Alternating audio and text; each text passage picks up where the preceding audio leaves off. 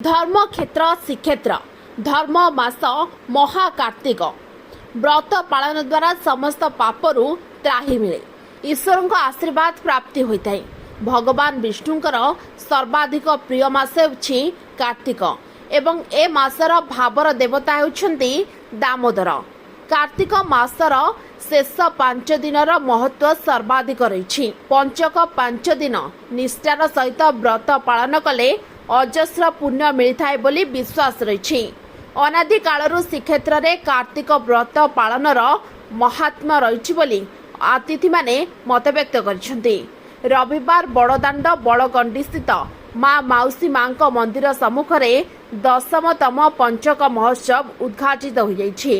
मुख्य अतिथि भावे केंद्रीय संस्कृत विश्वविद्यालय सदाशिव परिसर निर्देशक प्रोफेसर प्रभात कुमार महापात्र श्री जगन्नाथकर प्रतिमूर्ति पुष्प माल्यार्पण सहित प्रदीप प्रज्वलन करी आनुष्ठानिक पूर्वक उद्घाटन करथिले। पवित्र धर्म मास कार्तिक एभली धार्मिक कार्यक्रम द्वारा आध्यात्मिक परिवेश सृष्टि हेबो बोली कहिथिले।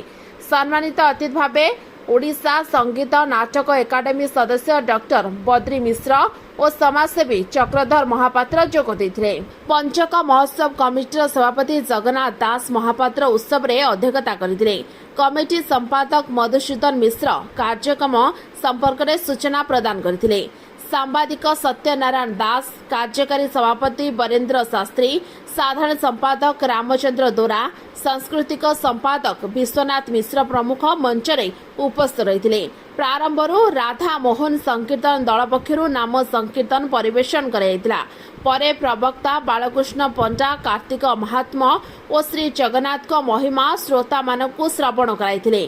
शेषरे कलांजलि डांस ग्रुप पक्षरु भक्ति भावपूर्ण नृत्य परिवेशन कराइथिला। हरिबोल हुड़हुड़ी और जय जगन्नाथ ध्वनि रे प्रकंपित हेउथिला माँ माउसी माँ पीठ परिसर।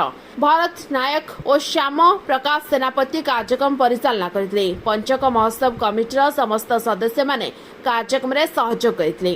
पुरीरू सुधांशु करंक रिपोर्ट ओटी लाइव। अधिक खबर देखिया पे ओटी लाइव को सब्सक्राइब करंतु एवं ए खबर को अधिक शेयर करंतु।